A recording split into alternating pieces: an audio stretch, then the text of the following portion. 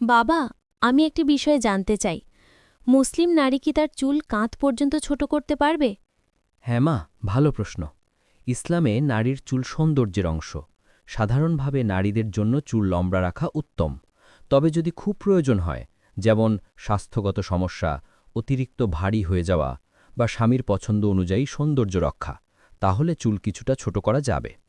কিন্তু ছেলেদের মতো করে পুরোপুরি ছোট করে ফেলা যাবে না।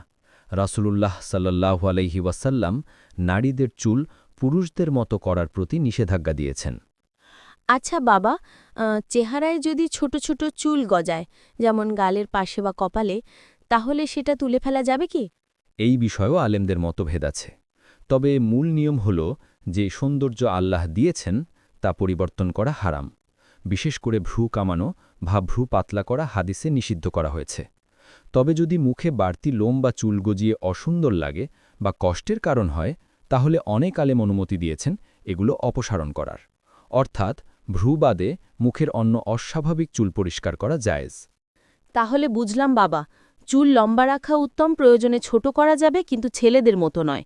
আর মুখে অস্বাভাবিক চুল হলে তা পরিষ্কার করা যাবে। একদম ঠিক বলেছ মা। ইসলাম আমাদের জন্য সহজ ও সুন্দর জীবন ব্যবস্থা দিয়েছে। তাই সবকিছু করতে হবে আল্লাহর নির্দেশ আর রাসূল সাল্লাল্লাহু আলাইহি ওয়াসাল্লামের দেখানো পথে।